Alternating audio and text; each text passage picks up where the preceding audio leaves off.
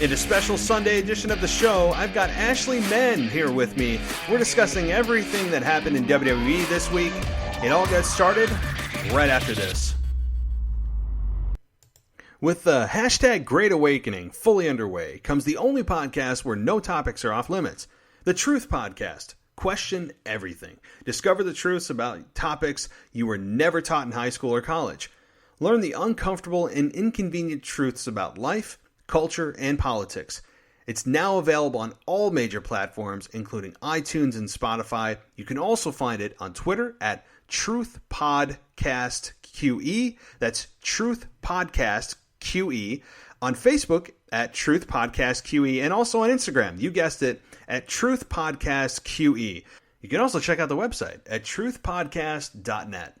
All right, so we're going to get right back to the WWE podcast in a second, but I just want to talk quickly about a product I recently came across, and it's called Mirrex, M-I-R-R-E-X. So for you guys out there, you may want to direct your female counterpart to this website. It's pretty cool. It's a makeup mirror, but it's much more than that. The company is based in Colorado, and just so you guys know, Mirrex stands for the Innovative Mirror. They're here to improve the lifestyle of individuals, and they want to take a step into the future, and that they have. They have taken the makeup mirror and turned it into a smart makeup mirror. So what's this going to do? It's going to change the way that mirrors are used. There are 3 levels of LED light for those last-minute face checks, and you can even charge your phone wirelessly. It also has an attachment to take that really cool, well-lighted selfie.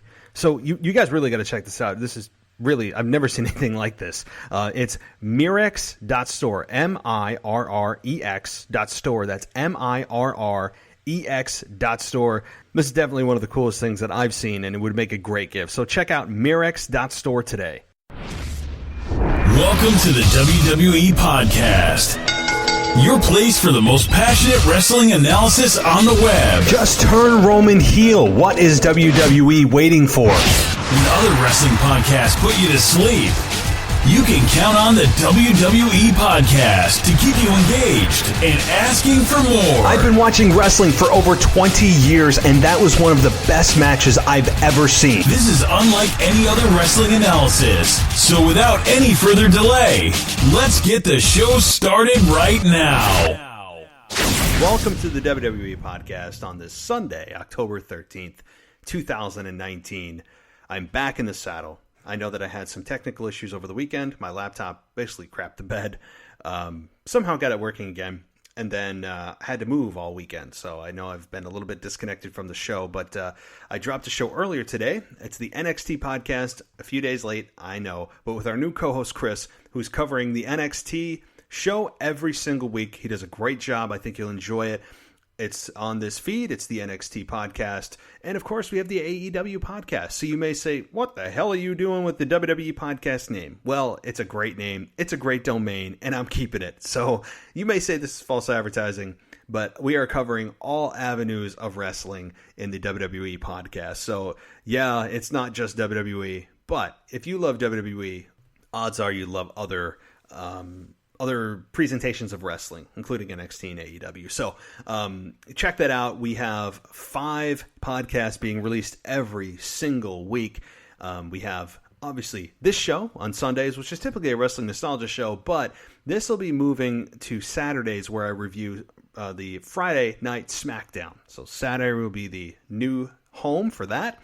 And then, of course, the Monday Night Raw review and wrestling nostalgia also on the plate. So it'll be a Tuesday, Wednesday double hit, and then Thursday you're getting hit again twice with the AEW and NXT podcast. So let me repeat that again, just in case you were confused and you want to know the schedule.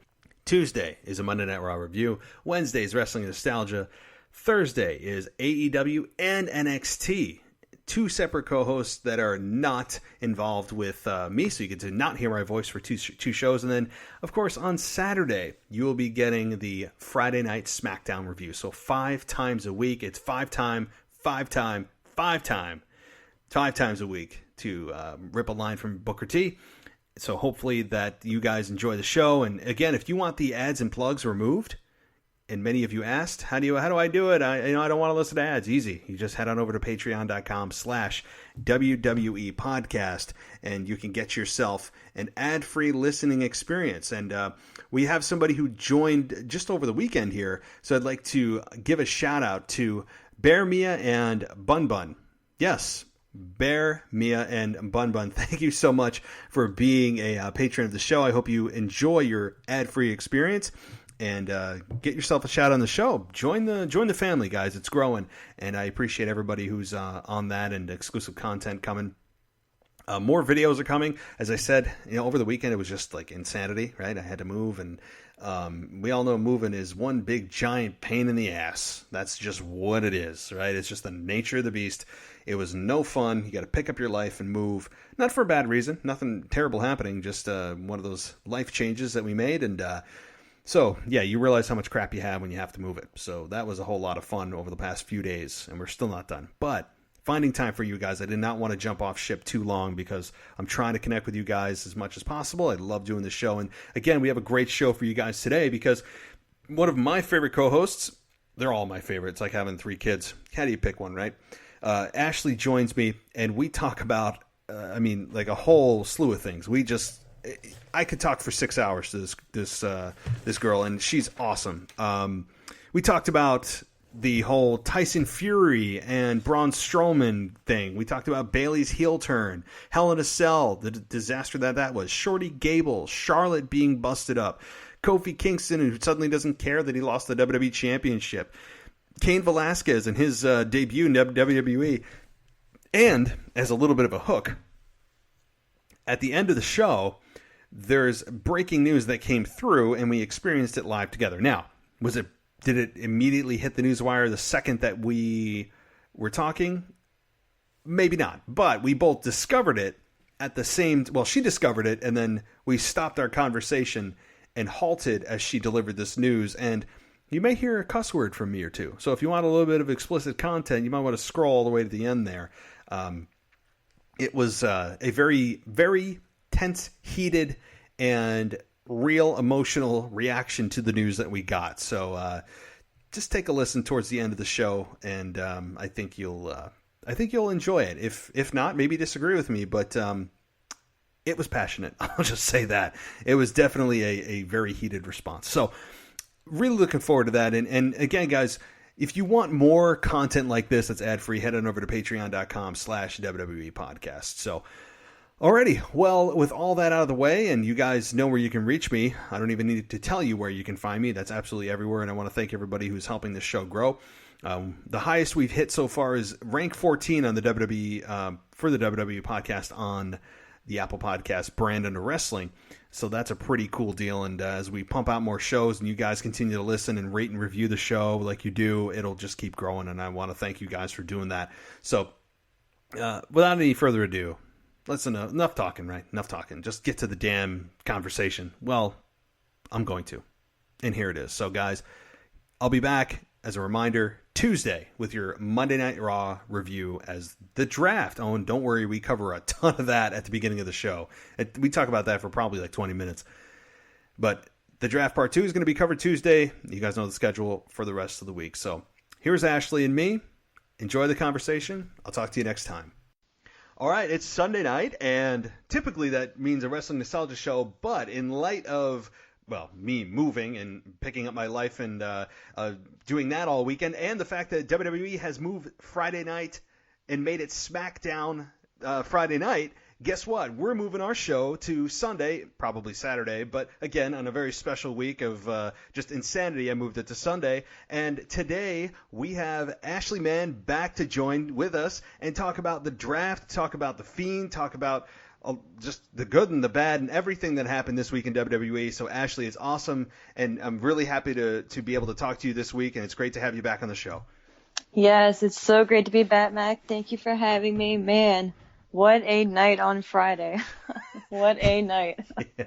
Well, no, it really was a good night, and we just talked off the air, as we always do, about some of the picks that were laughable, some of the picks that the announcers tried to make. and everybody, even the Fox executives, which, oh, don't worry, we'll get to that. We'll talk about the War Room and all this stuff that is just, it's laughable. At the same time, I know what they're trying to do. So, I mean, honestly, Ashley, normally I would pick a topic here. I'm gonna give it to you. I want you to tell me the first thing that's on your mind from this week. Honestly, I just want to go straight to the draft or Friday night in general and just start there because I think that's where the bulk of at least the events for the past few days. And I think a major talking point from this past week in itself is Friday night in the draft and just how things went, how they could have gone, the spoilers, I guess, that they released themselves before the show. I'm not sure if you caught that on Twitter or not, but just so many things about it. The War Room, it's just so many things. So many things.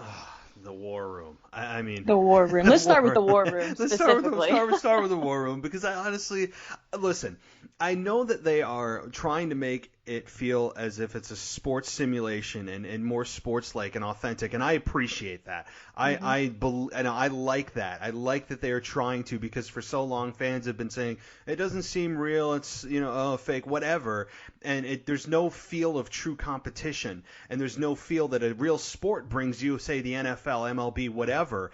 And I appreciate the fact that, look, they're on Fox, one of the biggest sports networks in the United States, in the world, and they are trying to mimic a typical draft that you would see in the NFL or whatever. But to have these executives on USA and on Fox who were supposed to believe that both are very knowledgeable and educated in what a good pick and a bad pick would be from a professional wrestling standpoint, it's just straight out laughable. I don't know what you thought about this. Oh, so when I first saw it, I was very hopeful. I was like, yeah, that's so cool. That makes sense, especially with the whole Fox versus USA Network feel going behind it. I was like, finally, at least with this draft, we have something that kind of makes sense. Now there's a true reason why one brand would want dominance over the other, because it makes sense. Now there's one network vying to have better ratings and more viewers than the other one. So, and it may not be the best answer, but it made sense. So when I first saw the War Room, I was like, okay, cool. That could be fun. Like, that makes sense. Like, if they're really trying to hype this up, like, it's a live broadcast, totally works. I'm digging it. And then it was just over the top. Like, they just took it and, like, a good idea and just, like, went far left as far as they could. Like, just the over the top reactions, just, like, jumping up and down. Like, correct me if I'm wrong, but, like, the whole point in a draft is you make the pick that you're going to get. It's not a gamble. It's not like I'm going to hope to get Roman Reigns and that's going to be my pick, but I don't know for sure until it's officially announced. Like, especially, at least in WWE, like, it's a given. Like, you make the pick, like, that's your pick. So for them to be reacting, like, so over the top, like, it's just like, well, yeah, that was your choice. I can see why you would be disappointed if you were like, oh, like, if, for instance, like, if you're USA and they see that Fox got Roman Reigns, be like, oh yeah, I could see why they would be upset. So, that was just one thing that really stuck out to me. It's just like, God, it just doesn't make any sense. Like, you made that pick yourself. Right. That's a good point. This is not a gamble. This is not a chance. This is just make your pick. Yes, it was over the top, and they were jumping up and down for picking Lucha House Party or the Viking Raiders. It's you got to be kidding me. That was, oh my gosh, the details and, like, the rules we'll get into, like, in depth later on, but yeah, like, that pick, I was like, come on. Come on. Unbelievable. And, don't forget that Monday Night Raw chose Alexa Bliss and Nikki Cross separately, using two of their picks instead of a single pick. What are the if you got? I mean, you got to be joking me. I don't know. So I'm gonna stop right there with that. But yeah, overall, like, it was a over the top reaction for things that they should not have been. Oh my God, it's like they won the lottery every single time they made their pick and got their pick. Well, you made your pick, so you're gonna get your pick. It was very corny at times. Again, to give them credit where credit is due, I appreciate that they tried. I just think it was a good idea. Yeah, it was a very good idea, and it had so much potential. It did. It was just executed poorly, and they just, again, take it all the way into just, fantasy land and go, oh, okay, well, this is WWE's version of a draft, not a true draft. And then you have the Fox executives who are throughout the show, like you normally would with any draft or any sports broadcast. You have like Alex Rodriguez, David Ortiz, Terry Bradshaw. You have these guys, Tiki Barber, who are out there and talking about how basically they don't know anything about wrestling. Like that, if you took anything from their little segues, they know nothing about wrestling. And their draft picks were wrestlers from 20 years ago. Yeah, that's exactly my point. They have no idea who and what today's product is, so they go back to Andre, they go back to Hulk, they go back to Iron Sheik, they go back to a time of an infinity ago, 30 years ago, that clearly they have no idea what it is today. And I'm sure when the cameras go off, they're rolling their eyes going, oh my God, I can't believe we're doing this. Like, that they aren't true wrestling fans and it's just a joke to them. Which is fine. Like, they don't have to like it, but being a partner now on that network, they are responsible, and it is their job to promote whatever shows are on the network. So if at any time in WWE there is a moment when you should script something, this should be it. Give them exactly what you want them to read off. That's what you need to do. Then you prevent everything from, if we're taking it back a few weeks to when I don't know the announcer's name or the commentator's name, but when he referred to Rey Mysterio as the Nacho Libre guy, like you could prevent all this from happening and actually make yourself look like a legit and sports brand being on this network. So, it's just so many things. It just oh God. And look, I mean, we've seen drafts before. We actually just had a draft not too long ago. Right. There are never any tried and true consistent ways that WWE does their drafts ever. I mean, sometimes it's Vince McMahon out there making the picks on behalf of, the general manager. Sometimes it's two general managers out there at once making their pick for their respective brands. But to believe that it's the network executives that are ones pulling the strings and making the decisions it's just flat out wrong. I understand the War Room, but why weren't there any faces of WWE, unless I missed it because I was just getting fed up with seeing the War Room, is having Eric Bischoff there, having Paul Heyman there, have a face of WWE that, hey guys, like, yeah, these are the networks we're on, but maybe we should get some input from the guys and gals that are working in the WWE that have management level attributes to actually have an input in our picks. And maybe they're on the phone in a conference. Well, I don't know. And honestly, that's what I thought that they were going to do. I thought this would be the perfect opportunity. I actually talked to my friends about it.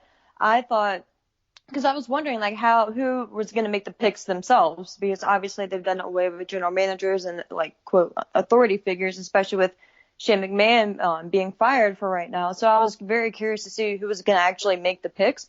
And so I figured this would be a perfect time to have Eric Bischoff come out. Like, just imagine that. Like, people would be I can't speak for the majority, but I would have been excited to see Eric Bischoff come out, stand at the podium and make the picks, and then have Paul Heyman come out for the Raw side, and just vice versa. And not saying that I want them to be on-air characters going forward in that respective role, but at least for tonight, it would have made the perfect sense. Like, since WWE themselves put out a release when both of these individuals were hired or promoted to that position, it's not like it's just something that like us insider or hardcore fans know. They released it themselves, so it would make perfect sense to have them come out and respectfully represent each brand.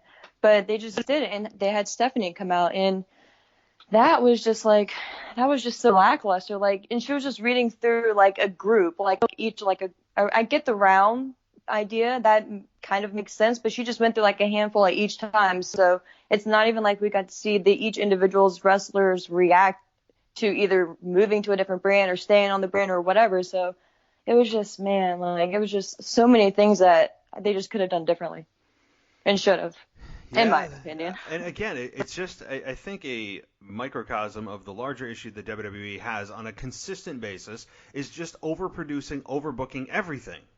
Even they're booking a draft that's overbooked. I mean, you saw it at Hell in a Cell, and I haven't even talked to you about that with that whole conundrum of the finale. And now that I can't believe I just thought of it with everything else going on with the draft. So we'll talk about that for sure. But that's just an example of them overthinking and overproducing everything. Keeping it simple is the way to go for most of what you need to do. And Stephanie McMahon coming out there and basically asking for boos, and people are honestly kind of like looking at her going, it's Stephanie, like, we don't even have the energy to boo you anymore. And so which should have been a huge red flag to them in the back. I hope it was. Oh, Yeah. Because even if a McMahon can't get booed, then you know something's wrong. I think people Come on, just, and it's Stephanie. Yeah, it's Stephanie, and And it's not like you had Vince go out there. It's Stephanie. Right, and thank God for Vince, because Vince McMahon, as of late, is just, I don't know, ever since the last few years, 3, 4, 5 years, he just doesn't seem right on the mic or in the ring. I think it's just age getting to him. He's just not as sharp anymore. And look, he's 70-some years old. But right. So yeah, so yes, Stephanie out there, and pretending that every pick, and furthermore, you have the pre-show team with Samoa Joe and Renee Young and Booker T, who is just, honestly, I want somebody to just follow Booker T around and write a transcript for everything he says every time he's out there. Everything, like, he puts sentences together that I've never heard put together that make no sense. I know. Having him on commentary, it was like I hated him on commentary, but at the same time, it was just so awful. It was like watching a car wreck. Sometimes you had to see it. So having him out there, but look, everybody on that team, of course, nobody's going to put anybody down as a terrible pick. Everything everyone did was a great pick. It was a great selection. Oh yeah, of course. It's just not real, and I understand that they can't undermine their own guys and gals. I get it, but at the same time, if this was a true draft, you would have criticism. You would have people second guessing picks. Instead, they're well balanced, or awesome pick by Raw, awesome pick SmackDown. What are they supposed to say? I don't know. And this would have been the time, and I think that's why I was kind of hoping they would have spaced out each pick, kind of like what they did. I don't know if it was the first ever draft that they did, or maybe the second. I don't know, back in its infancy, when all the wrestlers were sitting backstage. And I remember this one moment specifically because it was a huge deal to me. The Dudley Boys had ended up getting drafted separately. Bubba went to Raw and Devon went to SmackDown. And just seeing their look and the devastation, knowing that they're no longer going to be a team and that they got broken up and just everything, it enhanced the emotion behind it and just really drove home the idea of the draft. And that's just what we were missing. Like, I was hoping, especially now with them wanting to go with a more sports-like vibe, this would have been a time to, okay, if you're going to choose whomever, have a picture of them come up if you can't show them backstage for whatever reason, and just give them a brief bio, just top 3, 4 bullet points like they do when the wrestlers are making their entrance. But this would have been a good time to, if you are drafting a Lucha House Party, I probably wouldn't have chosen them nowhere near as highly as they were chosen, but at least put up a few facts so at least there's something like, all right, I probably wouldn't have chosen this high, but at least I know that they've done this, this, and this. So just again, just something that I hope they tweak for Monday, because we still have a second half to this thing. Yes, we do. I just thought about it as well. We still have part 2 of this, and I mean, I don't really know why they only made 30 candidates available now. 30 candidates available on Monday. I don't know. I mean, fine. I know they're trying to make it a 2-day event and start it off hot on SmackDown on Friday. I get that. I'm sure that it'll continue Monday night. And I know Roman Reigns is available. He'll probably be the number 1 pick I'm sorry, no, he was picked on SmackDown this past week. Mm-hmm. But it's another candidate. We have Seth Rollins, yeah. Yes, that whole draft pool in and of itself was completely confusing because I had no idea. I saw the release that they put out, and unless I missed it, the only one that I read just gave a breakdown of how many superstars are going to be drafted, but I guess I didn't realize that each show was going to have only a certain select, not even amount, but just certain superstars for each show. So I had no idea. So when I see Becky Lynch, I'm like, all right, yeah, that makes sense, whatever.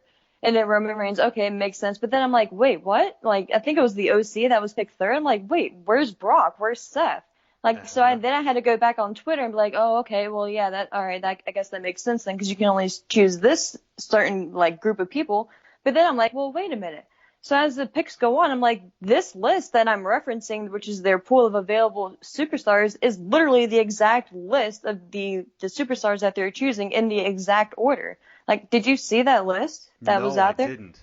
So they released, I think it was either the WWE on Fox account or one of WWE's verified accounts released the the rules. There's 3 bullet points, and then separately there is these 2 lists. One list that's going to be the pool for superstars available on SmackDown, and then a separate list that's available on Raw. Well, once I was confused as to why the OC was chosen before, Brock Lesnar, and I went on Twitter to try to figure out what was going on, I found this list, and I'm like, well, wait. once we got to the fifth one, I was like, something's not right. Like, this list that they released, their pool is literally the exact order that they're revealing on as the show is going on. So, Matt, sure enough, at the end of the show, the exact list that they released is the order that they announced on the show. I was blown away. Now, hopefully it generated enough buzz so they at least change it on Monday. But God, when I saw that, I was like, you got to be kidding me. You're $1 billion company. $1 billion. How? It's the details like this that just get overlooked. That people don't care. I mean, that is egregious. I mean, you can't. That is right there a believability killer. Like you can't do this. Like that's inexcusable to do that because. If it was verbatim, line by line, in order in which they were picked, that is literally. Literally, I did not know after that. After the show, I'll go back and find it and tag you on it. But Please. Yeah, it was literally the exact list because I was like, this is so weird. Like, something's not right. And I was like, you've got to be freaking kidding me, man. Like, wow. All right. So we'll see how Mondays turn out. But they've got to at least tweak a few of them come Monday, so it's not the exact same as Friday. But yeah, I was just blown away. Yeah, if they do that again Monday, I mean, jeez. Well, please tag me on that. I want to go on a rant. Maybe if I see that, I'll switch on the mic and just go off. I'm telling you, you probably will. It's like that kind of stuff I can't tell. But yeah. So I mean, overall though, looking at this in part one as a whole, I mean, yeah, it's evenly balanced, I guess. I mean, yes, Raw gets 3 picks for every SmackDown's 2 because of the extra hour. We understand that. And they were picked about in the way that you would expect people to be picked for the majority of it. I would have put Kevin Owens a little bit higher up, to be honest with you, and not have him go in the 3rd round, which was surprising. I probably would have put him above Bobby Lashley of all freaking people. He was picked, so Kevin Owens was picked in the 3rd round. Bobby Lashley was picked in the 2nd round. I mean, it's just like, I don't know. So something like that really speaks to where Kevin Owens is. All this is really a standing of how WWE views their talent. That's all this is. That's all the draft is for sure. Is a public showing of how WWE internally views the importance and overness, I guess, for lack of a better term, of their talent. That's all this is. It's like its own form of a Slammies in a way. It's like you now have the badge of being the number 1 like draft pick of all time, like of each show. Like Becky Lynch is already bragging about being the number 1 draft pick, which is cool, like rightfully so, but it's just like. And she was the number 1 draft pick the last time we had this draft. The number 1 female draft pick. Oh, no, she was the number. I don't know if she was the number 1. SmackDown. Yes, she was. So she gets drafted to Raw, and she can claim that she was the number 1 pick for both drafts. So I mean, rightfully so. I'm fine with Becky Lynch. She's super over. I'm fine with it. I have no problem with her being the number 1 overall pick, and Roman Reigns as the SmackDown number 1 overall pick. What would you expect? I mean, really. Right. So. Well, before we get to the Hell in a Cell, which I want to talk to you after this next topic, is Bayley. Bayley finally truly turned, slaughtered the Bayley buddies in very dramatic fashion, which I loved. I don't know if she's listening to this show or if WWE is just listening to the overall vibe of the audience of saying, hey, Bayley is super stale. Like, we don't feel anything for Bayley. We haven't felt anything for Bayley since she debuted. I mean, seriously, they have completely destroyed her. For the most part, she's had some nice moments, but in the general scheme of how that she has been presented and the storyline she's been in, and the terrible storyline she's been in with Sasha Banks, and her not being able to translate properly over to the main roster, I would give her overall career since NXT like a C- or a D. Now she gets a second chance at life. She has been brought back as what I wanted to see, although I'd like to see like a leather jacket or something, but hell, they have got 90% of the way of what I wanted to see with Bayley. She comes out, tears down the Bayley buddies, defeats Charlotte Flair, is now again the SmackDown Women's Champion, and we have, of course, another short title reign. I'm not a fan of it, but in this case, I'm willing to make that sacrifice for a heel Bayley. Then she comes on and says, and I'll just say it, she said that, let me get word for word. She said, listen, bitches, I think. She said, you can kiss my ass. All of you can kiss my ass. I'm almost pretty sure that that's exactly what she said. I loved it. I think it was awesome. I would like more of an explanation, which I'm sure we'll get, but I love the haircut. Her attire was a little bit different. Her music is certainly different if you listened at the end. I'm A+ all the way around on this. How do you feel? Dude, I am so here for it. The second she came out and I saw that hoodie, I was like, what is she wearing? Like, this is kind of odd.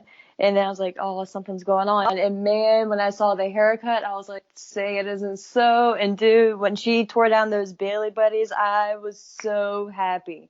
So happy. It made me forget about everything draft related and just all the nonsense that I just watched for 2 hours. It was perfect. And normally I would be very upset about a short title run, especially with it being Charlotte's 10th reign and only lasting a week. Like, I would have, had some feelings about that. But man, like, this was so well done. The only thing I probably would have tweaked a little bit would be when Bailey ran down to the ring and they started the match, like, just had her be so aggressive right off the bat and just get in a good, like, stiff shots on Charlotte just to kind of drive home the character change. But man, like, I'm just so happy that they finally pulled the trigger and just actually visually let us embrace the change, besides just a low blow or something that's common and that pretty much anyone can do.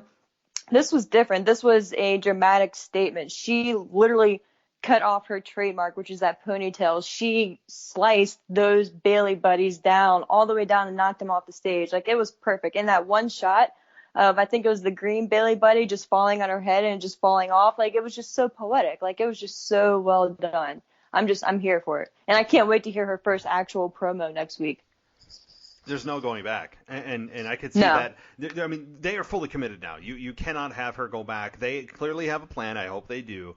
I've been waiting for this for over a year or more. I think this is well overdue, but welcome. I am so about this. And yes, seeing that Bailey buddy fall on her head you can just see that as a GIF coming. I mean, on like Twitter or something, like you can see some kind of meme coming from that. And look, it's a perfect symbolic destruction of who she was, and that's exactly what they did. She came out, and as you said, with the hoodie, I said, what the heck is, what is this? Like, something's not right here. Right. She changes expression from her typical, happy-go-lucky face, all, down to just a neutral kind of nasty smile, and I loved it. Destroys the Bailey buddies. Everything about this, was great. If there was a tweak, maybe it would have been that, natural selection wasn't no-sold, and then all of a sudden she just rolled up. I mean, like, that kind of thing. Like, all of a sudden she just no-sells it. I mean, she got a hit. I mean, Charlotte executed it perfectly, and all of a sudden, Bailey just pops up and rolls her up and whatever. But fine, look, I'm willing to look through all of that because of how important this turn is and how excited I am for seeing her as a SmackDown Women's Champion, being dominant, being nasty, doing anything to win, coming at the audience saying, I've been in your corner for how many years and you guys haven't supported me. Like, there's ways to go about this that she can totally blame the audience. I want to see and hear her go, I curse once in a while, because that's just be nasty. Yeah, just be a total, what? Yeah. Like, I want Bailey to do that and just see what she has, because I think it's there. And I think that this is legitimately going to cause some girls and probably little boys to cry. Apparently there was something out there about that. Oh, yeah, There was something about a little boy or something that, like, lost his mind because Bailey did this. Like, that's what I love. Like, WWE should not shy away from that. This is not Blue's Clues. Like, this is professional wrestling, and damn it, sometimes this needs to happen. With the hashtag Great Awakening fully underway comes the only podcast where no topics are off limits. The Truth Podcast. Question everything. Discover the truths about topics you were never taught in high school or college. Learn the uncomfortable and inconvenient truths about life, culture, and politics. It's now available on all major platforms, including iTunes and Spotify. You can also find it on Twitter at Truth Podcast QE. That's Truth Podcast QE. On Facebook at Truth Podcast QE, and also on Instagram, you guessed it, at Truth Podcast QE. You can also check out the website at truthpodcast.net. And I think one of the things that I love the most about it, well, two. The first short one is the follow-up. Last week, she was devastated. She was emotionally and visibly distraught after her loss. it took her a good amount of time to make it to the back. We saw Charlotte walk by her with the title, and Bayley's just sitting on the floor, just looking up at her, just so devastated that she lost. And she finally snapped. Like, literally, she snapped this week. And it's just so refreshing to see at least one storyline just pay off, besides the Fiend and all that stuff. But just something actually go consistent from one week to the next and just have some type of resolution and progression for the weeks to come. Like, something that actually makes sense. Like, Bayley lost last week, lost to Charlotte, came out this week, snapped, changed her character, did what she needed to do to regain her title. And now, which leads into my second point, this is like a completely different run. It kind of, in a weird way, makes you forget that she was just champion, because this is a completely different Bayley as champion. She is, hopefully, if they stay the course, going to be this just vindictive champion, this you-know-what, just wanting to prove her dominance and prove her worth on the brand. And I'm curious to see, now that Sasha is officially on SmackDown, unless they change it on Monday, how long it takes for them to square off against each other. And if Sasha, which she has to be at this point with both of them, but Sasha becoming the babyface and all this. She could. I mean, I think they kind of dropped the ball a little bit with Sasha and her run as heel, because she came back hot as hell, and then they just let her go out there every week, and this is, Sasha's back, and they took her off the mic, which is what took a lot of the steam away from her heel run, and it was just it ended up really cooling off by the time she squared up with Becky Lynch. But maybe they end up as a team. Maybe it is another turn by Sasha where the fans started to go with Sasha because of how nasty Bayley is. I don't know, but yes, this is basically a second chance at life for Bayley. Like, as you said, I really forgot that she was SmackDown Women's Champion at times. She became like the wallpaper in the room. You just kind of forget it's there. And I didn't want to feel like that with the SmackDown Women's Championship on SmackDown. That is the top championship for the women that's available on that brand, and it became lost in the sauce. Like, I forgot it was there. Oh, Bayley's champion. It didn't feel like anything. Now she has a mission. Now she has something she's fighting for, whatever that may be. We'll find out. I'm all about this. I'm willing to give it a chance, and I hope there's a long-term plan here in place, and it's not just week to week. We'll see what happens. We're committed to this, hopefully for 6+ months. I don't want to see a 1, 2 month, 3 month title reign out of Bayley. I want it to go to WrestleMania or maybe beyond. One small side note is, I wonder if Charlotte can ever have a match in which she doesn't get her mouth busted open. I mean, is it possible? Now that you say that, I just got that visual, like, as soon as you said it, of just her with either bloody nose or a bloody lip. It's just always. You're so right. Every time. Oh, man.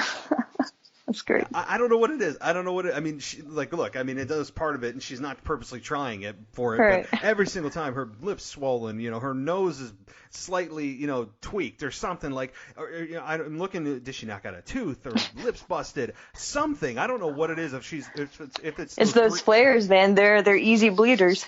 Yeah, they do. They do bleed very well. I'll tell you. I mean, oh my God, the images skin of Rick soaked in blood with that bleach blonde hair. Right. It's a great visual. So, I mean, overall, yeah, I love it. I really hope that they have long-term plans, and the follow-up's the key, and follow-through and long-term planning here. But moving on here just a little bit and let's just get to it, because I have this on my list. If I don't talk about this, I don't want to miss it.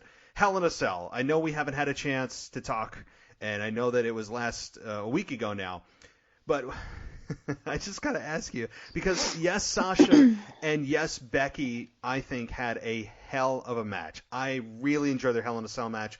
I've talked about that, and I've also talked about the just utter disaster that was the main event, that was critically panned. I mean, it was awful by the audience and attendance, Twitter. People aren't softening on this and looking back going, oh, well, it's not so bad. No, people hated it. So what did you think about the Hell in a Cell main event in your world? Oh my gosh. Where do I start? So I can't remember being so let down by a finish in quite some time. And it wasn't even, I'm not going to say it wasn't, but the majority of my disappointment wasn't because of the whether you want to call it a DQ or if it's officially called a not or a stoppage by the referee. I think that's the official ruling for it right now, referee stoppage. Is that correct? Yeah. Okay.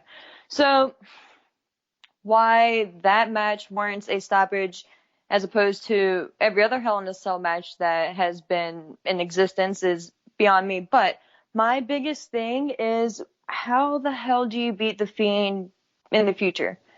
This guy, just visually, everything that was stacked on top of him, chairs, ladders, a toolbox, he got hit with a sledgehammer, he got hit in the face with a chair, like all these things that Seth did to him. I don't even remember the exact count of the stomps that he withstood, but it's just all these things. And for him to not be like no movement, no nothing, to the point where the referee needed to stop the match. Okay, I'm not happy. But honestly, I didn't expect a clean victory one way or another. So I figured something was going to be fishy at the end of the match, but I didn't expect it to be this type of cluster. But just to see The Fiend go through all this and then within seconds, maybe a minute, jump up and hit the mandible claw on Seth like nothing happened, and then Seth had all this blood just pouring out of him. Like, what? That's my biggest thing, because yes, if you don't want to put the title on him right now, that's fine. You shouldn't have booked the match to begin with, but whatever, fine, you did. Now you have to get out of it, fine. But how do you beat him going forward? Like, that's my thing, because how you're going to hit like a few finishing moves and beat him 1, 2, 3. Like, that's my concern going forward, is like he just went through all this on Sunday and for what? And the thing that's most telling, I think, out of all this is the fact that they did not address it once on Monday or on SmackDown. Yes, The Fiend came out and attacked Seth, but they didn't address the horrible finish on Sunday at all. And the fact that cancel your network or whatever it was phrased was trending on Sunday for I don't even know how many hours. It's just, oh my gosh. So many things with that one. So many things. I feel it. I mean, and like, it was at the point where on Monday, like, or on Sunday especially, but like on Monday, like, I didn't even want to see The Fiend. Like, I'm happy we didn't. Like, I didn't even care. Like, I didn't want to see him come out. Like, you took all the fun out of it. All the fun. Like, you didn't need to book the match to begin with. Now you ruined Seth. Like, poor Seth, with past 6, 7, 8 months for him has been horrible. So it's just a nightmare. I'm glad I'm pretty sure they're on separate brands now. I'm pretty sure The Fiend went to SmackDown, right? Yes. Okay. Yes, The Fiend did, and hopefully Seth Rollins goes to Raw. I don't know, but look, yeah, when they announced this match, I said I was even uncomfortable when they first announced it, because I go, how are they going to get out of this? You can't have Seth lose clean. You sure as hell can't have The Fiend lose clean. There's got to be something that they have up their sleeve. And, they had something up their sleeve in the event of a 11 stomp pedigree, chairs, ladders, tables, sledgehammer, and Hell in a Cell. I mean, they took everything and threw it at this match, and that's the problem. On top of the fact that you add in that what makes The Fiend so damn special is you don't see him so much. He is not built. His character is not built for a 15, 20-minute match. It is built for a 5 to 10-minute match. Get him the hell out of there and leave. The length of this match was almost as sinful as the actual finish itself, because it's the opposite of what makes The Fiend awesome. I know they're trying to maximize how long he's on the screen, but you're actually doing more damage by doing that. And yeah, the finish with 11 stomps was just terrible. I mean, I know what they're going for, that he's this superhuman monster-like nightmare that can't be put down. But there reaches a point where even the most ardent of fans, the ones that stick around through all of the good and the bad and are with you for the ride, roll their eyes and go, this is just not believable. Like, you have taken me out of the moment. I am not even in the moment anymore, because you guys have gone way beyond anything that's like, okay, like, come on, really? 11 stomps, and you're gonna take it. Yeah. And one of the worst things about it is, okay, so this is the very next show after your debut night on Fox, where you gain millions of viewers, all these new eyes, this new network, all this hype going into Hell in a Cell. Granted, it only had, I think, 3, maybe 4 officially announced matches on the card. Yeah, they added some later on, whatever, but this was your main event to that pay-per-view after your Fox debut. And this is the type of finish that, great, like the idea of going to Fox, obviously, and at the end of the day, would be to generate more network subscribers as well. Because the whole idea is you move to a new network, new people see you, they like your product, they order the network to see Hell in a Cell. So let's say someone did that, and then this is the type of finish that they see. Like, what the hell is this? Like, why would I stay tuned? I would be like, yeah, if I was just a football fan or just one of those people that they were trying to get, and I tune in and I see this because I'm on my free trial, and I see this, I'm like, no, there's no way. There's no way. And then I'm done and I'm checked out. Like, that was their moment to make a big impact, more so maybe that night than on Fox, because even if people didn't tune in, that word would have gone around, and then maybe that next week on SmackDown you could follow up and there'd be more hype, and they just blew it. They just blew it. It was, again, I talked about a few minutes ago, the most overproduced, overbooked segment that I've seen from WWE in the longest time.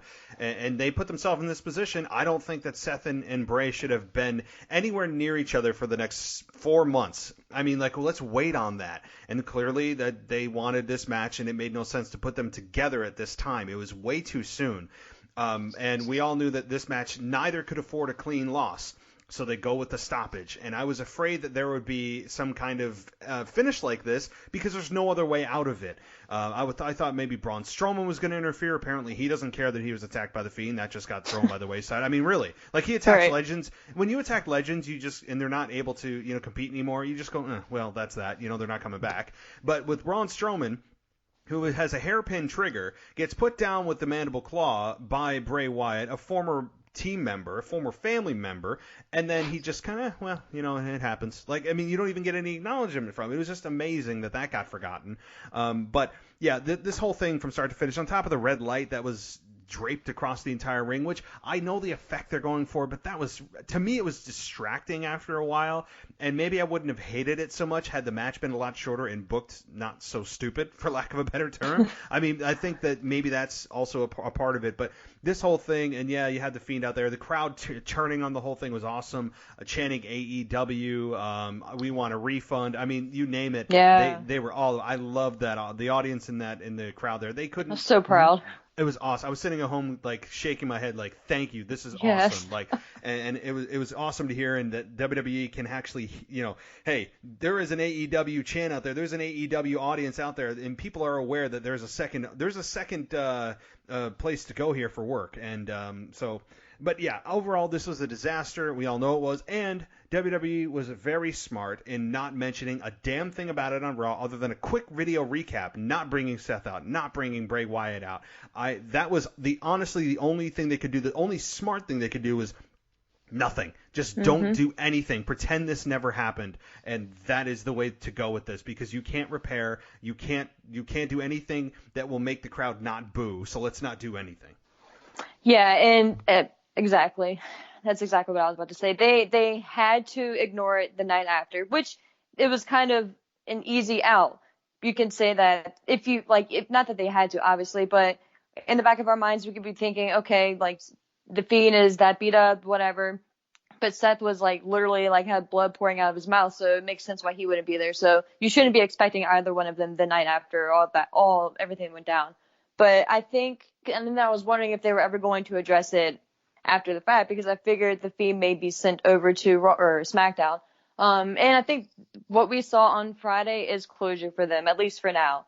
The Fiend coming out, dragging Seth under the ring, kind of closing that chapter, and then moving on. So I hope they keep them apart for quite some time. There's just no need. There's no need for this right now. They don't They are paralleling right now each other, and they don't need to cross each other for a long time. I mean, these guys are both on the ascent. You just established Seth Rollins as your guy by slaying a monster and a beast and a king and all these funny things that, all these names that he comes up with for all of the different wrestlers, and that's fine, and I get it, and they're great marketing tools and all that, but he literally just beat the top guys in the business. You don't need him going against the hottest thing in the business right now, when it just started, and you don't put him in that match right away. That's something, again, Royal Rumble, maybe even Elimination Chamber or beyond that. But it was just way too soon. They were on similar paths and not ones that needed to be crossed. And then you add in, hey, terrible finish, a misuse of finishers, an overuse of finishers, overbooking, overproduced,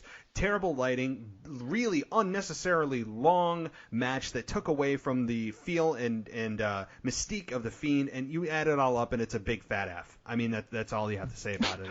Unfortunately, it is. Yeah. I mean, the best thing about that match, and I said this earlier this week, was the entrance of Bray Wyatt, which is still badass. Yep. Like, that was the best part of the entire match.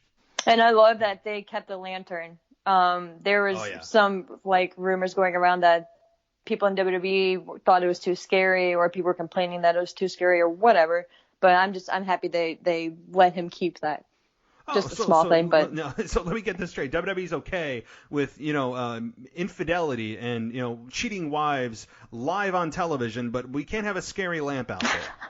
Yeah, I mean, let's get this straight here. I mean, come on. So if you're going to talk about the cardinal sins, right, but apparently that's okay, but you can't have a lamp that might scare the kids. I mean, seriously. So, all right, well, let's move on to something else, and something equally, I don't know if it's equally bad, depending on your perspective, is Kofi Kingston lost last week in 9 seconds to Brock Lesnar and comes face-to-face with Cain Velasquez. Haven't talked to you since then, but also this week on SmackDown, Kofi Kingston comes out hey, he just had his third child born, or he just came from the hospital, and or he just won the lottery, and nothing's wrong, and everything he struggled to get, it was taken away last week, but I'm out here to throw pancakes. That's what I'm here for. That's what WWE pays me to do. So Kofi Kingston's back on the horse of the New Day, and really just forgotten as WWE Champion. What do you think about Cain Velasquez, Brock winning in 9 seconds, and Kofi's reaction? Wow. So Cain Velasquez. Let me start. So it was Kofi. It was time for Kofi to lose. I was surprised that he was just squashed like that in however many seconds it was. I guess I shouldn't be surprised, but I was, because I don't know. For some reason, I just was expecting him to get in at least a little bit of offense, maybe land a punch, or I don't know. I don't really know what I was expecting, but I figured he was going to lose. Brock's the champion. Good stuff. Cain comes out. At first, I honestly didn't recognize him until they zoomed in. I was like, oh, wow. Okay. So I'm not really that thrilled about it. I mean, Cain is very good. I'm looking forward to this one more than looking forward to the Strowman Fury fight. Just because Cain we've seen Cain in wrestling matches. He is pretty decent. He can do a lot of the lucha moves and stuff like that. So he looks like he can actually do the bare minimum and then some. So it should be a good fight, match, whatever it ends up being.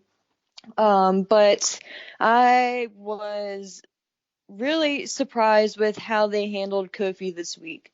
I thought this week they needed, since it was another well-hyped show, it wasn't as big as last week's show, obviously, but it was still a good, or a well-hyped show. It was supposed to be a big show of the draft. The very first thing that we see from Kofi is him standing backstage holding the platter of pancakes with a huge smile on his face, like nothing happened. Literally, like nothing happened the week before. And you were just champion for 6 months. You were just doing tours all over the world, promos, interviews, how much this means to you, 11 years, all that. And then you can't even show 1 ounce of sadness or distraught, just nothing. Like, you're just back there just happy as can be. And I get, like, there was a charity that they needed to promote, but you can't tell me that they couldn't let him cut a 30-second or a minute promo somewhere in the night or before that package, just addressing the disappointment and his reaction to losing last week. You can't tell me that you couldn't have carved out any other segment and had an opportunity for him to at least address it briefly. So that killed me. That killed me with it. And not that I was the biggest Kofi fan. I was happy for him because he put in the time, all that good stuff. But again, it's just one of those things that, and at this point, if he can cut a promo next week addressing it, that's fine, I guess. But You literally just had him running out there, smiling, just dancing, having a good time and throwing pancakes. Like, he didn't just lose the title that he fought for 11 years. So why should we be invested in him going forward if he's not even upset that he lost the title? The answer is we shouldn't. If you don't Right. care, if they don't care, I don't care. I mean, I was on board for the Kofi. It's a feel good story, and why he lost so soon? Yeah. I'm sorry to cut that's you all off. right. That's all right. But like, why he lost so soon? Like, can he at least say, "Man, I had an off night. It's obvious I had an off night. Like, I really wanted a chance to get a rematch. I'm gonna fight and claw. Just something. Just addressing like." You've been beating countless people, Kevin Owens, Randy Orton, all these people for the past 6 months, and then you lose in 8 seconds, 9 seconds. Like, come on, man. Just address it. Yeah, nope. It's just forgotten because it's not about Kofi Kingston anymore, and I'm sure Vince McMahon is probably going backstage and breathing a sigh of relief saying, thank God that's over. Let's move on to a real champion. I mean, Vince McMahon's backstage thinking that. I mean, Kofi Kingston was never a guy that, look, he was there for 11 years and Vince McMahon never decided to push him to the top until he got a fluke injury, or was it, who got the fluke injury? When Ali got injured. Yeah. He got injured in Elimination Chamber, and Kofi took his place, and, fate is what it is, and Kofi got the opportunity, and that's when the fans were like, oh my God, this is awesome, what a great match, this is believable, with Daniel Bryan, and it was a great story, and then he becomes champion, holds it for 6 months, but the whole time, it's not a matter of if Vince McMahon really wanted him, it's the audience that did, and we all went on that journey, and, it's no secret that I was never a Kofi Kingston fan as WWE Champion. I've made that very clear that I am not, and I still stand by that. But the fact is, if I was a Kofi fan and loved him as champion, and I didn't, but if I did, I would be super pissed that WWE doesn't have the credibility or the I don't know what word I'm searching for, but they didn't allow Kofi Kingston to acknowledge the fans and say thank you for your support. This was a journey that I went on, and hopefully I'll be back someday. And thank you. Just the decency for this run, just all the time, like literally almost a year. We're a few months shy of, I think it was in January that this whole thing started. But man, just the decency to just have a decent payoff for him. It's just sad. It's regardless who it is. Like, no one deserves that. No, and it's the same thing, too, when you have guys who get beat to holy hell on a pay-per-view, and then they're coming out the next night or on Tuesday, when SmackDown was on Tuesday, and just walking out there like when Kofi Kingston would come out and throw pancakes and smiling and laughing like nothing happened. It's like, well, then why am I supposed to take anything seriously that happens if you don't? And with WWE, although they've been better about injuries when they happen, where like Rey Mysterio, who's still in a sling from Brock Lesnar, I love that. Like that to me, like that, just little touches like that, so simple. And having Cain Velasquez out there, again, I don't have a strong feeling on Cain Velasquez from a UFC perspective. I know, and again, I followed UFC very, very lightly over the years, and I know that he was the one that defeated Brock Lesnar, and we all saw the replays, and WWE showed the graphic footage of him with his nose caved in, all that kind of stuff, and his eye that had a scar, all that. So I think that was effective. But we all know that's not what we're going to get when we put Cain Velasquez and Brock Lesnar in an actual match together. I mean, in the WWE ring, it's not going to be punches that land, that split your face open. And furthermore, and this is something Vince actually said apparently backstage, is that, hey, like, the way Cain Velasquez looks isn't exactly intimidating. I'm sorry. Like, he is a world-class athlete. He could whoop 90% of the population's ass. Like, he is a legitimate guy that has real credentials. But the fact is that when you're in WWE and, like, aesthetics matter, when he took off his shirt when he first debuted and went after Brock, if you didn't know who he was and you didn't have any background, you would have just gone, huh? This guy is taking down Brock? At first, I thought it was Dominic. When they had that far-off right. shot, I was like, wow, I didn't realize Dominic was that stocky, like just that thick. And I was like, oh, crap, that's not Dominic. I was like, who is that? And like it took me a few seconds. I was like, oh, wow, okay. But yeah, I had no idea at first. No. They did him no favors there. Like, keep the shirt on, bro. And keep the shirt on. Just keep the shirt on, please. I mean, like, yes, I am not about Vince McMahon's, fantasy of everyone being 6'5", 280 and jacked. I don't need that. But at the same time, like, he looked like a guy that came from the audience and just took his shirt off and he was like, come on, we're gonna fight. Like, he looked very pedestrian, and I don't like that. He's got a great look, he's got good facials, good eyes, all that stuff. But when you get below the neck, I know all your body shaming. No, this is WWE. When you have a guy that looks like Brock Lesnar, and you have a guy that looks like Cain Velasquez, you say to yourself, how the hell did Cain Velasquez ever beat Brock Lesnar? Well, and that's what we're programmed to think. If you're strictly a WWE fan and you know nothing of UFC, you are programmed to think a beast and a bad, looks like Brock Lesnar. And Cain Velasquez is not a Brock Lesnar. Yes, Cain Velasquez beat the out of Brock, but if you aren't a UFC fan, you don't know that. So having him come out there, strip his shirt off, and get the upper hand against Brock right off the bat without knowing. Like, if you were at the arena that night, you would have, and you never watched UFC, you have no idea what's going on.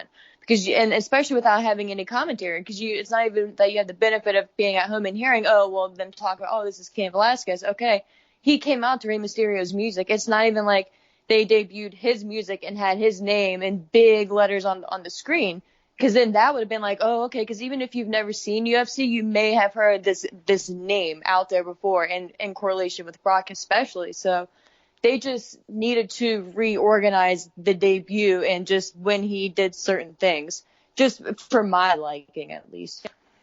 Yeah, there could have been a little bit more of an organization to his debut rather than just having Ray introduce him.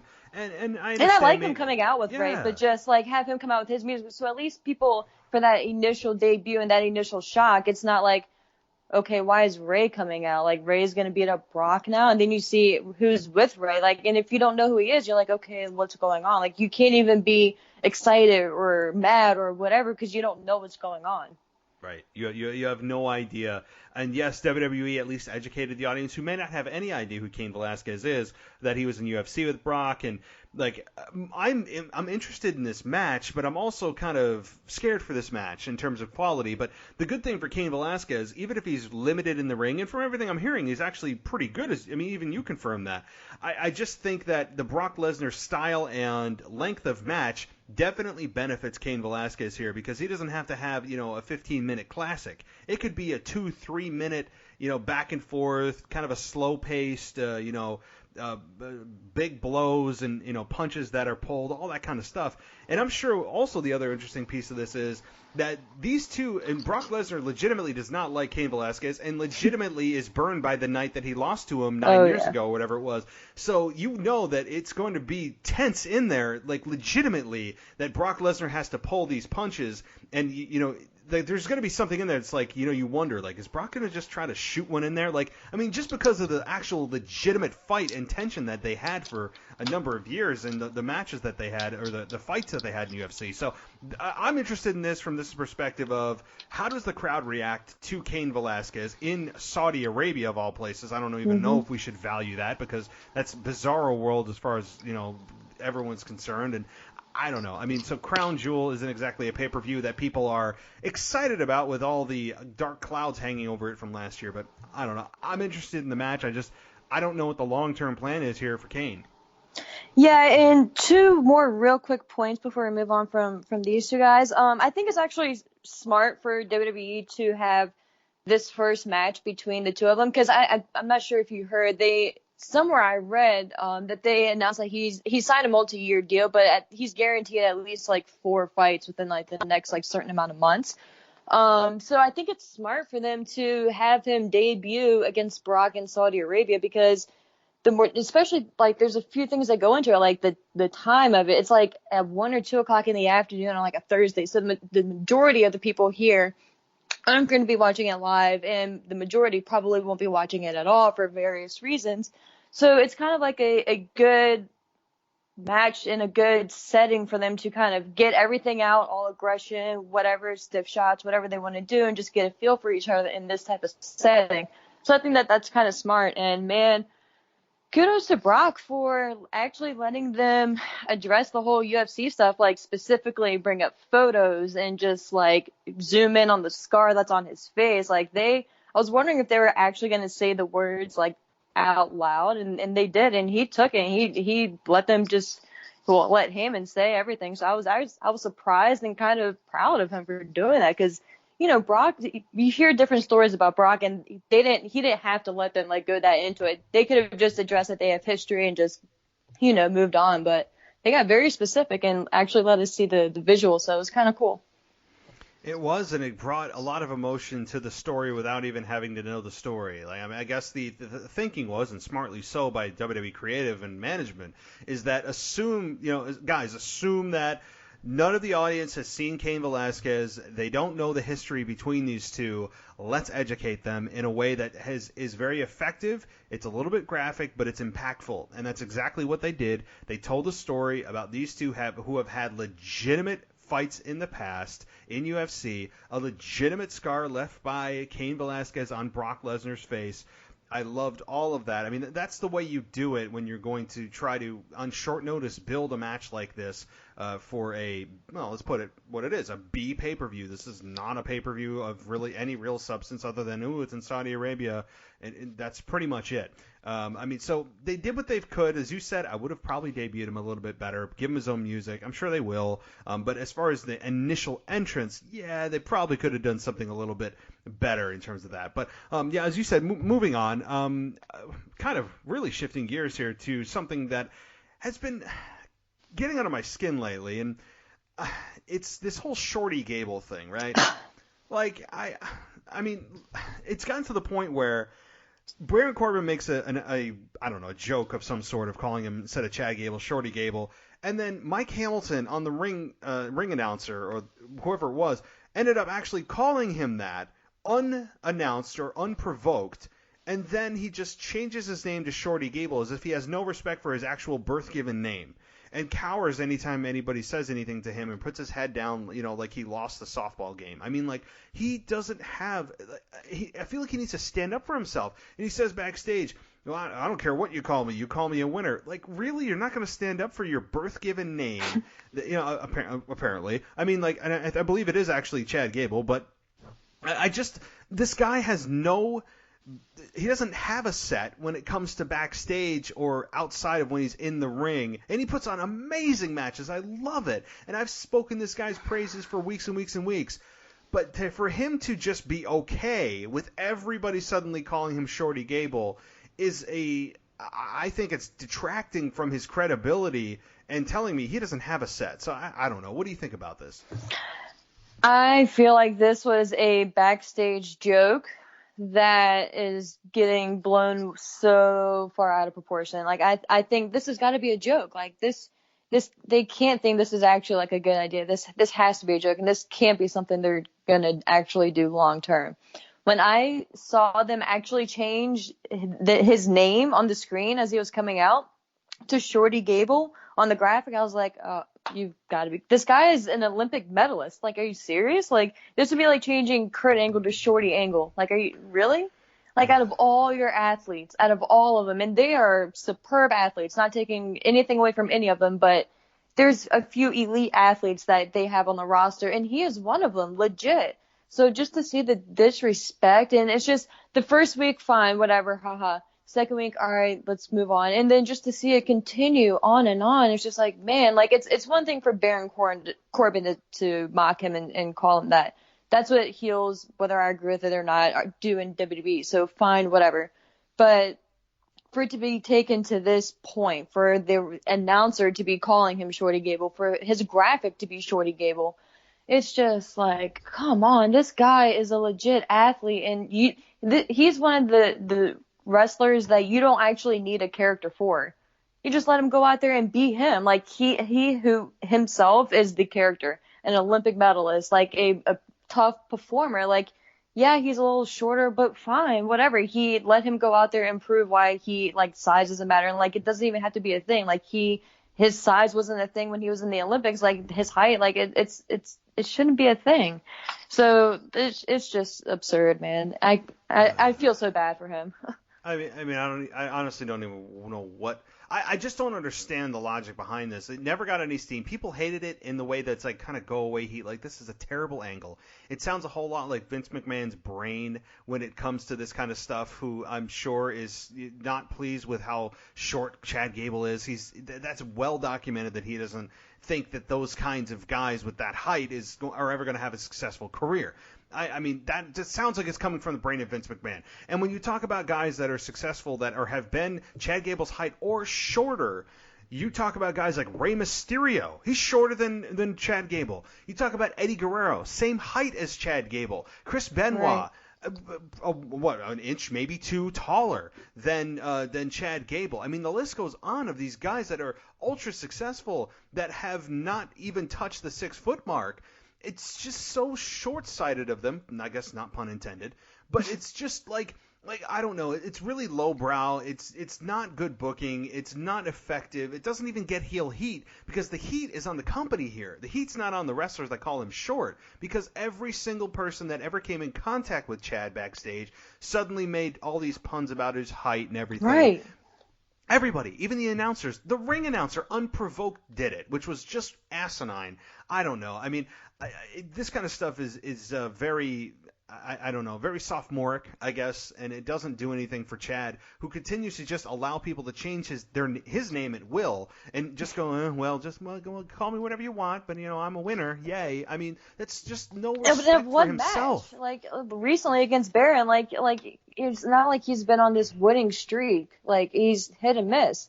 So it's just, I don't know. Like, he deserves so much more. And I'm pretty sure I told you one of the last times that we spoke, like when we were speaking about him, that the fans want to cheer him. He is so easy. When you were in that arena, he is such an easy guy to cheer for, because the way he just accelerates the match. Like, it's just amazing. Like, the build throughout and the pace is it's perfect. And he just feeds in and just generates that emotion from the crowd. And so, like, it's just that's why for me it's frustrating to see this stupid storyline. Just let him be him, man. Just let him go out there and just win matches.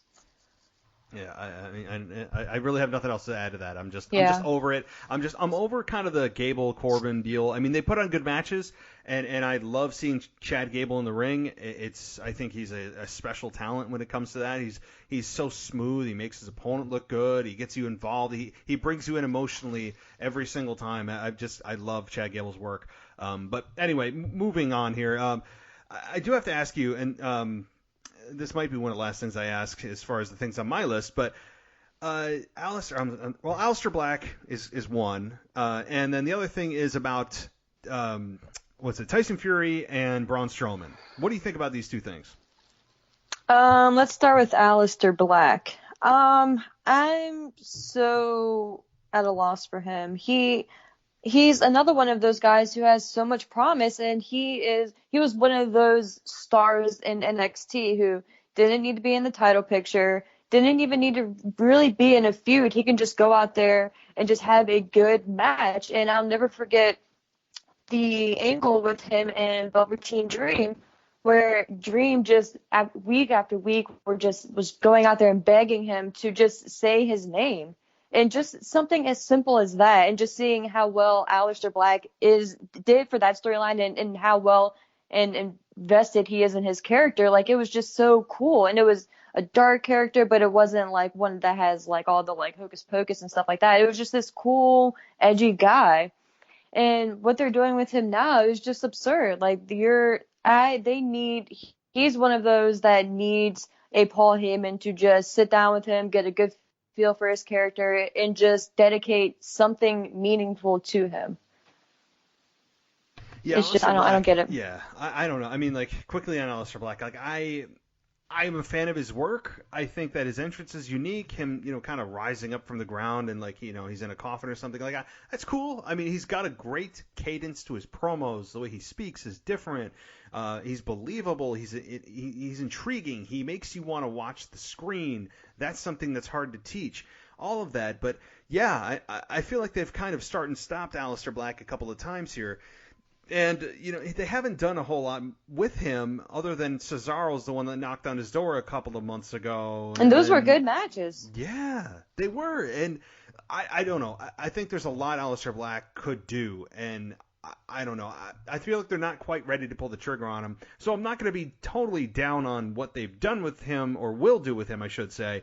But the history does tell me that they're just kind of like, well, he's there, and you know. And my thing is, that's fine if you don't really have anything for him right now. You shouldn't have brought him up when you did. You did not need to bring him up with Ricochet as a tag team. If you wanted Ricochet, you could have just brought Ricochet. They did not need to be a tag team. Like, if you didn't have any real idea, because it's obvious that Ricochet, they had some type of more of an idea for Ricochet than they did for Aleister Black, because Ricochet went into the U.S. title picture and actually had good. I'm not saying Aleister didn't have good matches, but Ricochet actually had a story.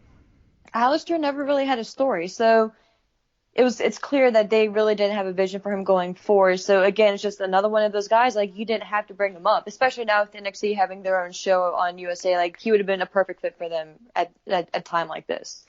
Yeah, I mean, just have him do what Finn Balor's doing. Go back to NXT. Exactly. I mean, exactly. Really.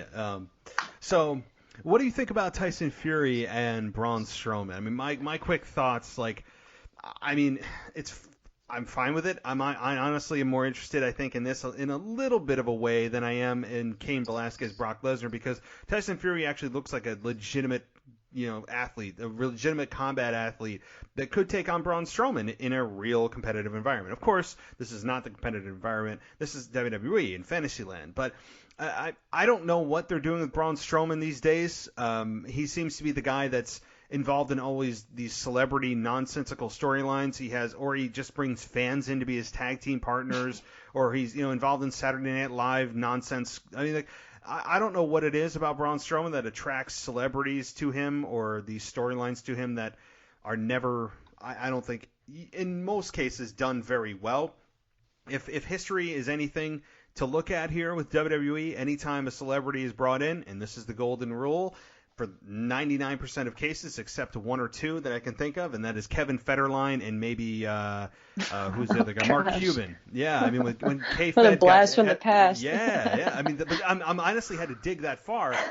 When K-Fed got FU'd by John Cena, and then Mark Cuban got put through a table. Outside of those two instances, I cannot recall any other celebrity involvement in WWE that didn't ultimately make the celebrity look like $1 million and the wrestler who's there day in and day out look like a complete fool. So I think it may be probably the latter. Probably WWE is going to bring in Tyson Fury, make him look legitimate, make Braun Strowman. I don't want to say he's not going to get squashed, but it's certainly not going to be what it probably should be, and that's Braun Strowman just putting this guy down. So the golden rule, I think, stands here. Yeah, and I heard somewhere, I forget where, or maybe I read it somewhere, that Braun Strowman is turning into the next Big Show, which kind of was interesting to me, because if you think about it, it kind of makes sense. Like, the many turns, the involvement with celebrities, just like, of course, like the destruction, like the obnoxiousness of some things. It's just kind of interesting. But I'm a fan of Braun Strowman. I mean, not a super big fan, but I respect him. He's a very insane athlete for a man of his size. Like, it's insane what he can do. I honestly don't know much about Tyson Fury, so I can't really make much judgment there, but he looks like a total bad dude. Like, I'm excited to see what kind of match that these guys put on. But then I kind of, as you were talking, I was kind of thinking about it. They have two either UFC or former UFC fighters, or just boxers in general, on the same card. So are they both going to go over? Are both WWE guys going to lose? Is one going to lose? And if so, who? Like, I don't know, does Tyson Fury lose to Braun Strowman? If not, then Brock is going to lose to Cain. It's just, I'm curious to see which guy on either side, for that matter, takes the loss, or if both of them do. Well, I would say, if I was going to guess, I mean, I don't know. I mean, these are two matches I would not put any money on, because there's a lot of ways they can go with this. I don't know. I mean, Cain Velasquez, from everything I heard, you heard, he's signed for a multi-year deal. Again, and that's not for the title, right? No, thank God. Okay. No. Okay. That would be no. Okay. I would not be speaking to you so Okay. quietly. Okay. No, it is not for the WWE Championship, and that's fine. I'm fine No, with it that. shouldn't Totally be. fine. Yeah, That it would should be, not be. No, I don't even want to go down that road. But with Cain Velasquez as signed for multi-year deal, again, that may mean, well, how many actual matches is he going to be in? As you said, maybe 4 or 5. I don't know. But if that's the case, and Tyson Fury is here for just a one-off, I would tend to believe that Tyson Fury gets the win over the Big Show, or over the Big Show. Now you got me thinking Big Show. A win over Braun Strowman, and we have Cain Velasquez lose to Brock Lesnar in some kind of form or fashion. Maybe it's some kind of cheap win by Brock to finally say he beat Cain Velasquez, if he's playing the heel here, and he is clearly. So I think it's a cheap win over Cain Velasquez where Brock escapes, and maybe they escalate it from there. But I think Tyson Fury probably goes over based on the number of dates that each are signed to. True. Yeah, that makes sense. I don't know. We'll see. I think Tyson's going to do very well, though, and he's a great talker. So we'll see. That's what I love. And what I love, too, one of the headlines, and this isn't really talked about, one of the headlines that Tyson Fury was quoted as saying that he's not here to be a role model. Something along those lines. I'm like, that is effing awesome. Yes, thank you. Finally, someone. God, thank you. Like, and I'm sure WWE is probably like, oh, he'd never fit in here as a a regular performer. Everybody here should want to be a role model. I mean, like, that is like the quote of the year for me. Like, because you never hear anyone say that. Everybody, whether even not in just even professional wrestling, you look at sports, you look at, I mean, entertainment as a whole, as an industry, everybody wants to try to be a role model. What about the person that just comes out and says, F it, I don't want to be a role model. Like, I prefer not to be a role model. Like, it's just awesome to me. Like, I love that true anti-hero. I mean, when he said that, he was not in wrestling. Like, he was still in boxing. Like, that is awesome. So, Tyson Fury. Matt. What's up? So,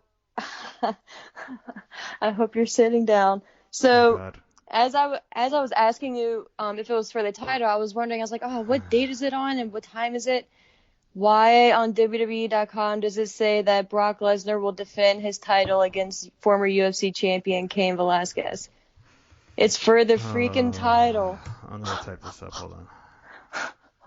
Good. It's on their website. Go to WWE.com. All right, I'm on WWE.com. I see Randy Orton. And check the graphic for him. Like, that doesn't even look like him. Like Cain.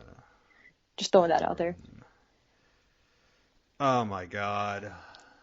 It's for the... This is... No. No, it's not. Oh, why? My gosh. How is this for the championship? What? Like, this doesn't make sense. They were... How? How does this guy deserve a title shot? And again, this just goes back. Not only is this guy new to the company, not only has he never had a match on WWE television, again, probably in the Performance Center, fine. He has never had a match in front of a live audience that's televised in a WWE-style match.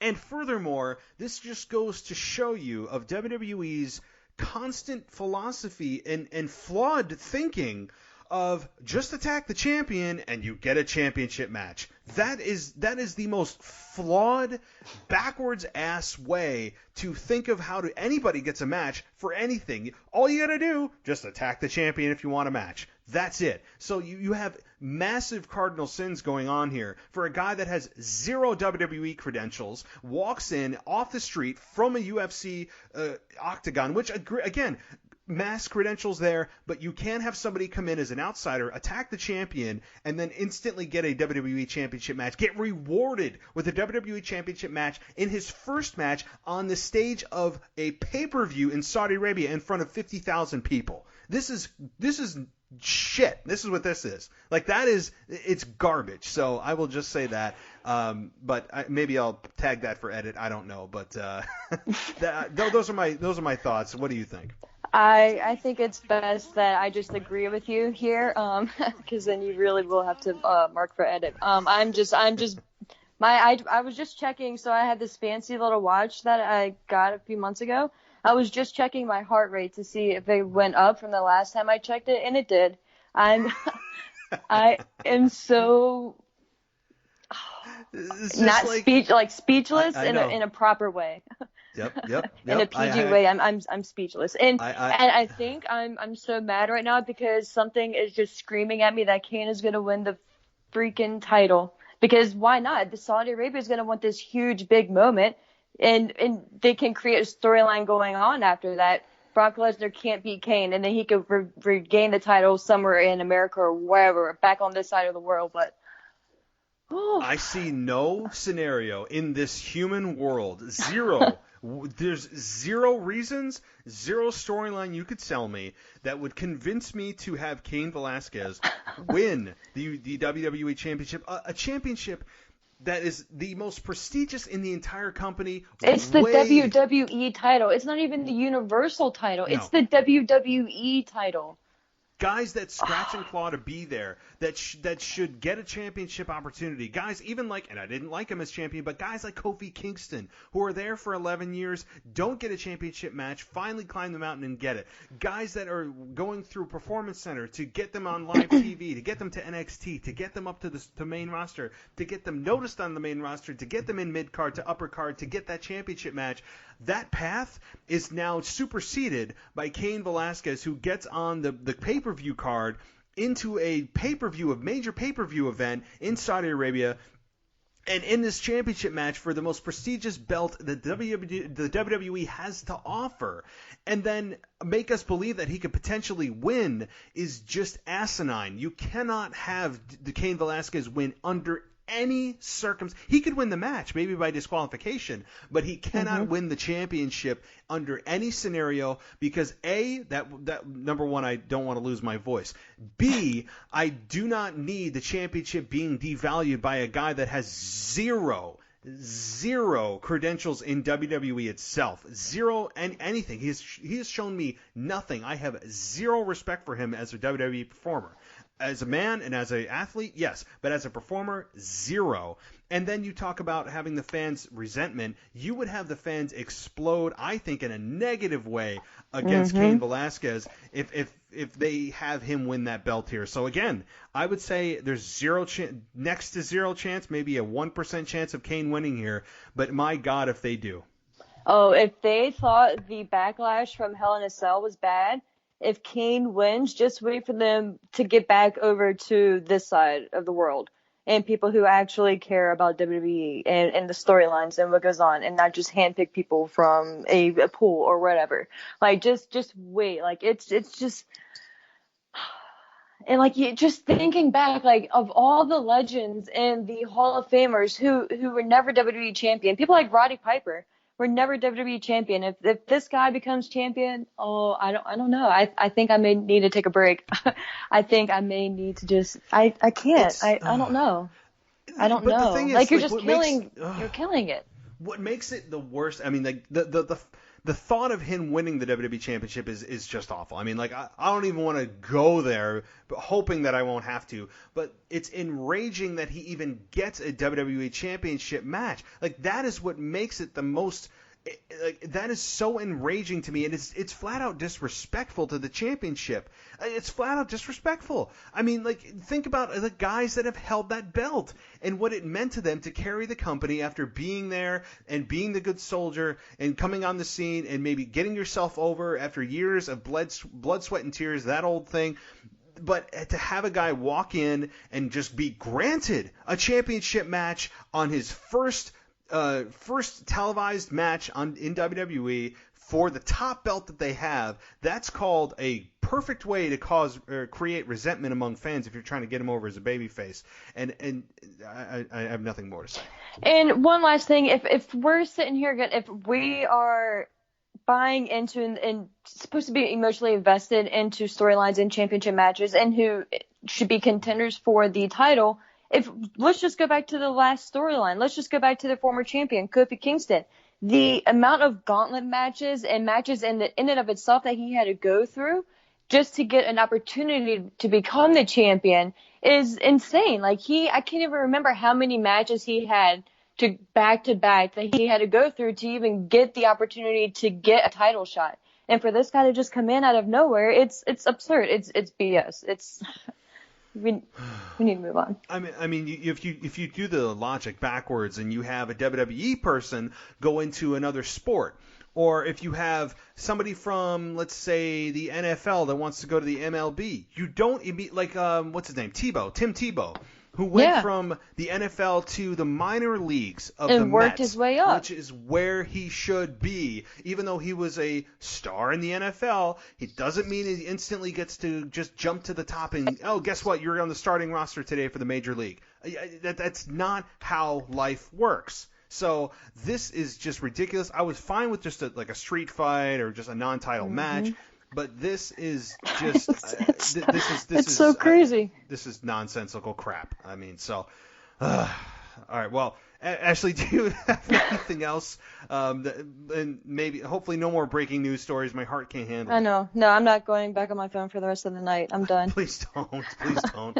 No, I'm done. I think we should be done. Please. I'm gonna have like a meditation session, set up some candles or something. Oh my God. But before you go, of course, let everyone know you have another podcast that you do and where they can find that and your Twitter. Oh, I do. My other show is called Wrestle Rewind. We are live every Thursday at 8:30. Streaming on Facebook for a video feed. We are released immediately following that feed, about an hour and a half afterwards, maybe. On any podcasting networks, apps that you have, the Apple Podcast, Spotify, all that good stuff. So just check out Wrestle Rewind if you'd like, and feel free to follow me on Twitter. I'm at ASHMANNS. All right, very good. And Ashley, thanks for coming on and elevating my heart rate. And I'm sorry. Because if you didn't do it and I didn't have an outlet for it, I probably would have just. I'm glad we went through this together, though. Yes, so thank you. It was a shared experience, and I probably would have not taken that out in a healthy way, so I have someone to bounce it off of. So exactly. Thanks so much, Ashley, for coming on, and as always, we'll talk soon. 3 weeks goes by quick. It does. Thank you so much. All right. Bye. Good Bye. night.